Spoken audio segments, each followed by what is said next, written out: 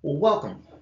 Today I would like to just talk for a minute about email headers and tracing back right where an actual communication came from.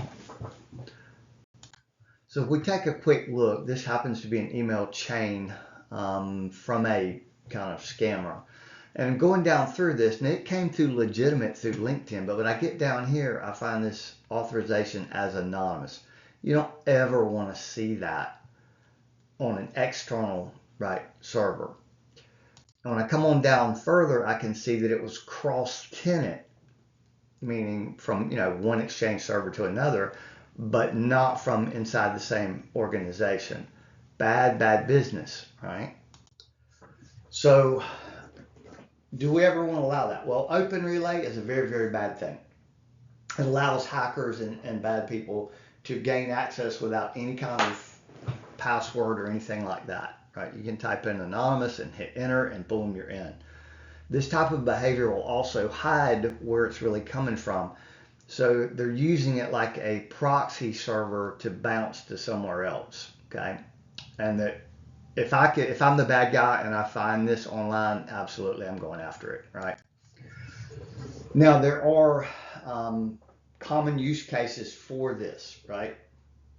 So if you have internal servers or database servers monitoring application, like internal web servers where we may have a wiki page up for self-help within the organization, we can enable anonymous login.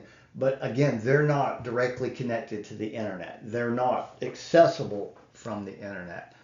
So you don't want to attempt to add anonymous relay capabilities right to your standard default receive connectors. You would actually want to allow this in specific situations, right? So you would create a specific receiver and then you would kind of set these settings, right? From Microsoft Exchange, accept headers for routing, SMTP accept any sender, accept authoritative domain sender, and submit. Bottom line, you're almost creating an ACL that says, here's the IP or the address from the server I will allow to communicate messages through, and you have to stick to that kind of zero trust. Always verify, never trust, always verify. Make sure that the communications that your servers are receiving are from the ones that you want it to receive from. Okay, it's easy enough to trace back these headers and figure out where something's coming from. All right, appreciate it.